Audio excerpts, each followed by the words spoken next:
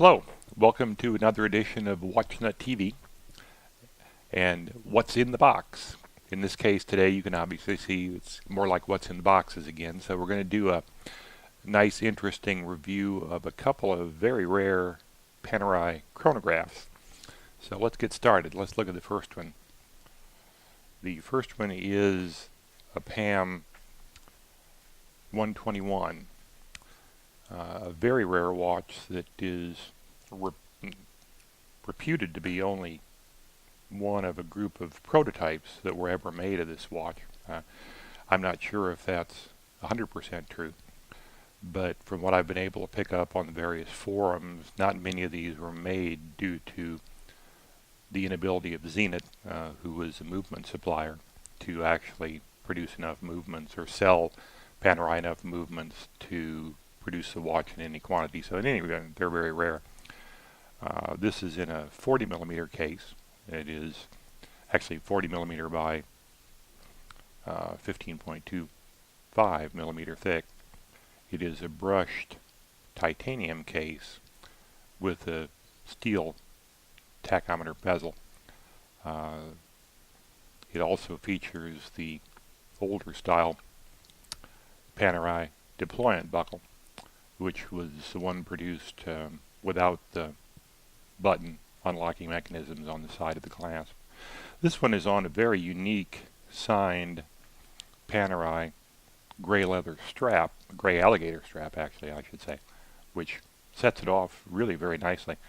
If I can come around here and show you a picture of the movement, it's Panerai did a really nice job of decorating the movements on these watches, and the result is just kind of a joy to behold.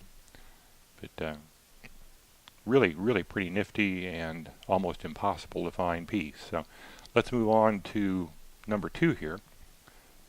In our second box we have another Panerai chronograph. In this case this is a 162, which is also a fairly rare piece. In this case this is actually a 44 millimeter wide by 16.3 millimeter thick case. This one is all stainless steel case and bezel. As you can see, this is a black dial with silver subdials. Features a signed Panerai alligator strap and the same type of non-locking deployant buckle as we saw on the 121. In fact, these watches were produced very close to the same time. The 121 is an E series and was originally sold in 2003. The 162 is an F series, was also originally sold in 2003. I forgot to mention that the 162 has a OP12 movement, which is the Value 7753 movement. You can see the pretty substantial differences in how the cases look. Obviously 40 millimeter in the 121's case and 44 millimeter for the 162, but they do have a substantial difference in appearance when placed to each other. The 121 uses a 22 millimeter strap and the 162 uses a 24 millimeter strap. The 162 is actually the first of the 44 millimeter cased Chronos. And another interesting thing about the 162, and let me put these down for a second, is the packaging. The 162 actually comes with, and let me see if I can get this out here. The 162 comes with a really nicely done Monte Grappa pen.